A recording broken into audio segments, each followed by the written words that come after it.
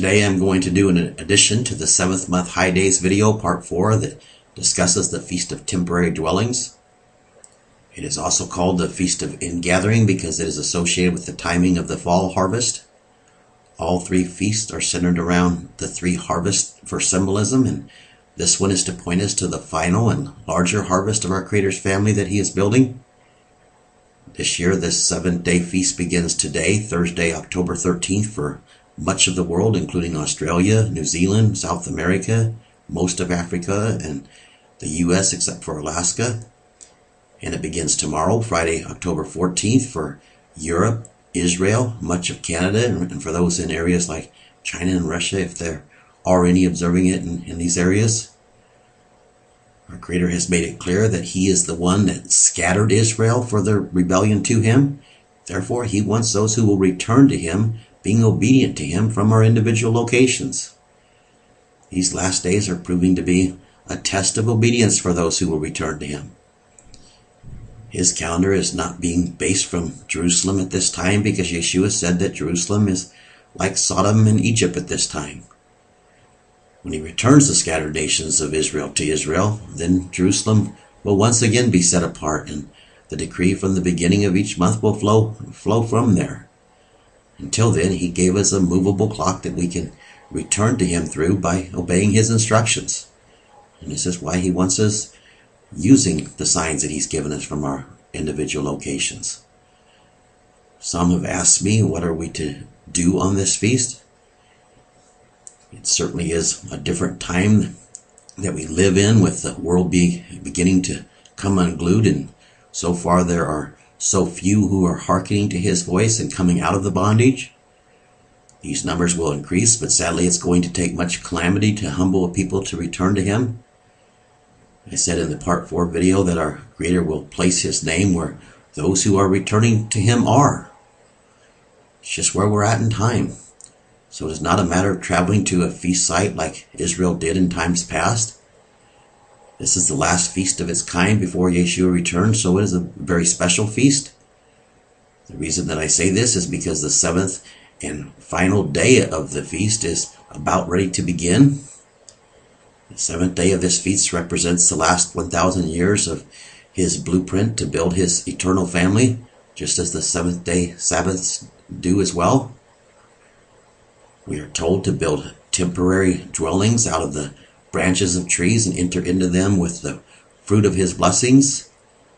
And we are to sit in them each day and reflect on His strategy for us to become as He is, His overall plan for creating us.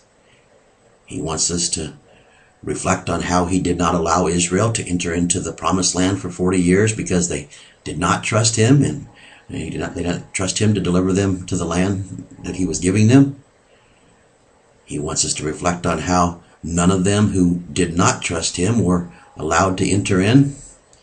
He wants us to reflect on how so few have turned to His call in the first 6,000 years of man's time here on earth. He wants us to reflect on how our rebellion to Him separates us from Him, but if we will trust and obey Him, that He will be our source for everything. If we trust and obey Him, then He will be our foreguard and our rear guard. And He will take care of our provisions. And this is what the 7th year Sabbath was to be a continual reminder of as well, that we put our trust in Him, and we have to trust and obey Him in order to continue in His blessings. He wants us reflecting on our temporary time here in the flesh and reflecting on what He wants to accomplish in us while we're here in the flesh. He wants us examining our journey and examining our trials and His blessings and taking note of them. In Nehemiah 8, verses 14 and 15, we read, "And they found written in the Torah which Yahweh had commanded through Moses that the children of Israel should dwell or set in huts in the feast of the 7th month, and that they go and hear and shout out in all of their cities and in Jerusalem, saying, Go forth to the mountains and fetch olive branches and pine branches and myrtle branches and palm branches and branches of thick or dense or twine trees, and make huts as it is written." Leviticus 23 adds that we are to make these huts from goodly trees, and that's how the King James translates it. and it uses an additional description of the willows of a brook, so we certainly have a variety of building materials to choose from. We're also told that it is to be a week of rejoicing in Leviticus 23 and elsewhere, like in Deuteronomy 16, verses 14 and 15. And you shall rejoice in the feast, you and your son and your daughter and your manservant and your maidservant and the Levite and the stranger and the fatherless and the widow that are within your gates. So we see it's to be a family affair. 7 days you shall keep a solemn feast unto Yahweh Elohim in the place which Yahweh shall choose. And like I said, this year he's made it clear what he's chosen, the place where his people are. He will be with them. Because Yahweh Elohim blesses you in all of your increase and in all of the works of your hands, therefore you shall surely rejoice.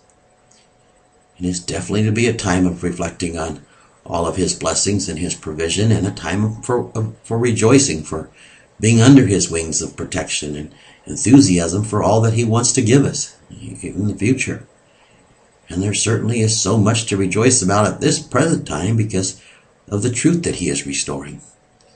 In times past, we were to save up for his 3 feasts, to delight in them and with the desires of our hearts. Feasting could certainly include eating your favorite foods if they are clean, but there is so much more to his blessings that he wants us to examine and reflect upon. Our favorite foods and the other things that we delight in are really insignificant compared to what he wants to accomplish in us and what this will lead to if we yield to his molding influence.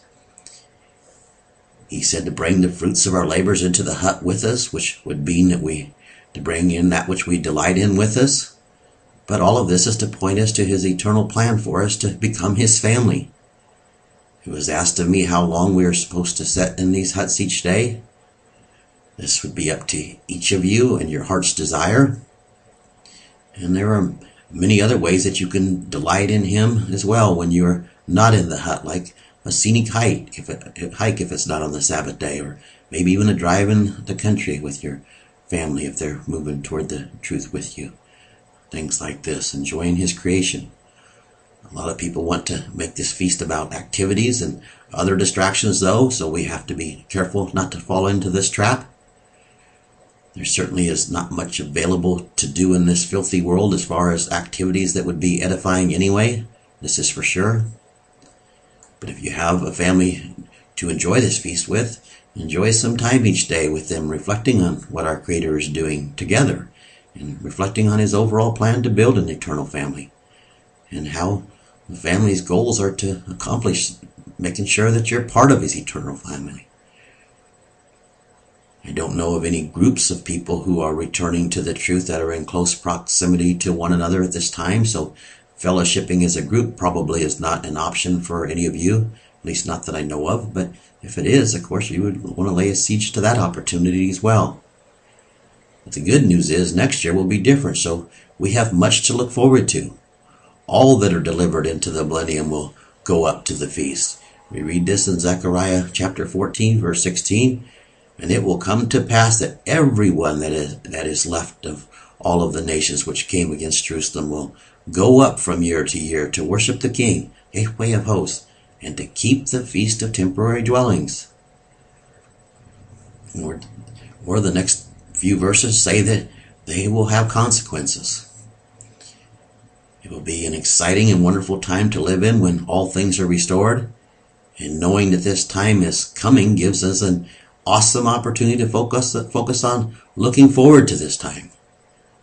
We are so close to the last 1,000 years of his 7,000-year plan beginning, and this should be exciting to each of you and give you something to truly rejoice about, like never before. And the following day after the feast is over is a very special Sabbath as well, because it represents the great white throne of judgment when there will be a great resurrection. I mentioned that the 7th day of the feast is also very special, but it is not listed as a separate set-apart assembly like the 7th day of the Feast of Unleavened Bread is. But Numbers chapter 29 shows us that there were to be additional offerings that were to be made on each of the 7 days, including this 7th day. So it is to be a week of definitely a total focus on what our Creator has done for us and what He is offering to us to become His forever. We're also to read His Torah on each of the 7 days, although the only day that it is a commanded set-apart assembly is the first day, which is a high Sabbath. You read this in Nehemiah 8, verses 18. Also, day by day, from the first day unto the last day, he read from the book of the Torah of Elohim, and they kept the feast 7 days, and on the 8th day was a solemn assembly, according unto the manner. The main thing to not let escape is it is to be an awesome time of rejoicing in our Creator and all that He has offered us and all that He has done for us and all that He has given to us. And like I said, what He is offering us for the future, to become as He is and be in His family forever. And like I said, this year of all years, we have so much to rejoice over, with His Son just about the time of His return, just about here. So enjoy your feast, bathing in His offer to become His children forever. Rejoice.